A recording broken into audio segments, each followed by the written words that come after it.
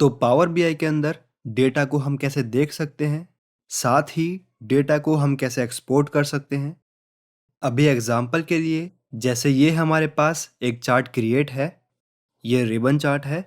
इस चार्ट के अंदर हमारी सेल्स रिप्रेजेंट हो रही है सब कैटेगरी वाइज।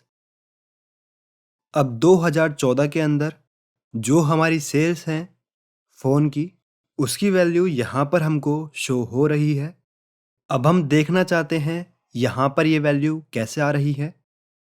इसको अगर हम सिंपल वर्ड के अंदर समझें तो यहाँ पर ये जो वैल्यू आ रही है, इसके पीछे कौन सा डेटा है, ये वैल्यू कैसे आई है, हम उस डेटा को देखना चाहते हैं।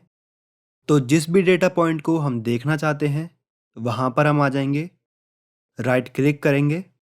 यहाँ पर हमको ऑप्शन मिलेगा show data point as a table. इसके ऊपर हम क्लिक करेंगे।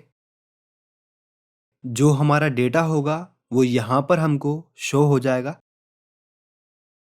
अब जैसे मान लेते हैं कि इस डेटा को हमको आगे किसी को शेयर करना है, तो डेटा को शेयर हम कैसे करेंगे। तो इसके लिए यहाँ पर हम थ्री डॉट्स के ऊपर क्लिक करेंगे। यहाँ पर हमको ऑप्शन मिलेगा एक्सपोर्ट डेटा। इसके ऊपर हम क्लिक करेंगे। यहाँ पर हम देखेंगे तो ये डेटा हमारा CSV फाइल टाइप के अंदर सेव हो जाएगा। अब यहाँ से बैक जाने के लिए हम बैक टू रिपोर्ट के ऊपर क्लिक करेंगे। वापस हम चार्ट के ऊपर आ जाएंगे।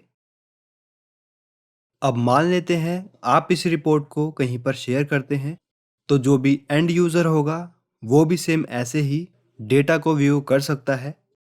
And user same data point के ऊपर आएंगे, राइट क्लिक करेंगे, show data point as a table के ऊपर क्लिक करेंगे, तो जो डेटा होगा वो यहाँ पर शो हो जाएगा। अब यहाँ पर हम चाहते हैं जिसको हम ये रिपोर्ट भेज रहे हैं, जो इस रिपोर्ट का एंड यूज़र होगा, वो इस डेटा को एक्सपोर्ट ना कर पाए। तो इसके लिए हम आएंगे फाइल के अंदर, ऑप्शंस एंड सेटिंग्स। ऑप्शंस के ऊपर हम क्लिक करेंगे। यहाँ पर करंट फाइल के अंदर रिपोर्ट सेटिंग्स के ऊपर हम क्लिक करेंगे। यहाँ पर हमको ऑप्शन मिलेगा एक्सपोर्ट डेटा। अभी यहाँ पर जो सेटिंग है वो हमने सिलेक्ट कर रखी है, allow end users to export data. अब हम चाहते हैं कि एंड यूज़र डेटा एक्सपोर्ट ना कर पाए, तो यहाँ पर ऑप्शन है don't allow end user to export data. इस ऑप्शन को हम सेलेक्ट कर लेंगे एंड ओके के ऊपर क्लिक करेंगे। तो जो इस फाइल का एंड यूज़र होगा वो डेटा को एक्सपोर्ट नहीं कर पाएगा।